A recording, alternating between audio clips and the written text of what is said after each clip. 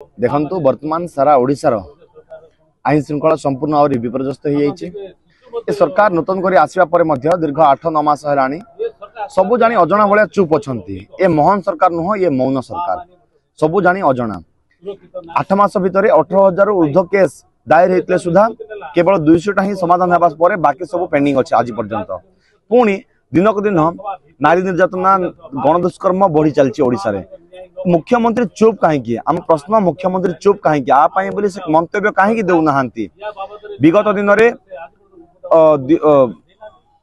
Anjana case रे जो मुख्यमंत्री इस्तीफा देते किंतु ए मुख्यमंत्री पदटी न कहबार कारण कौन? तेणु प्रतिवाद करी कांग्रेस दल आज गृह भितर प्रतिवाद करुच्ची, गृह बाहर प्रतिवाद करुच्ची। तत्सहित प्रदेश कांग्रेस कमिटी सभापति नेतृत्व में समग्र ओडिशा रे आज प्रत्येक जिलापाल कार्यालय घेराव कर जो पर्यंत नारी मान सम्मान, नारी मान सुरक्षा सरकार चिंता करिबो नै से पर्यंत आंदोलन जारी थिबो, ए विक्षोभ जारी थिबो।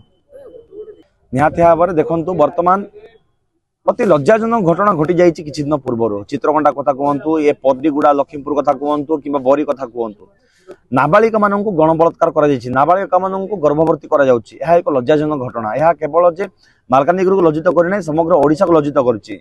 केमिति सही पारुचंती ये राज्य सरकार, केमिति सहीचंती ये मुख्यमंत्री? जन आदिवासी मुख्यमंत्री ही आदिवासी झील मान अन्याय अत्याचार होची से कहीं चुप बसचंती? आज पर्यंत कहीं नूतन आईन कि जो मैंने दोषी अच्छे कठोर दंड कहीं दि जाऊ ना?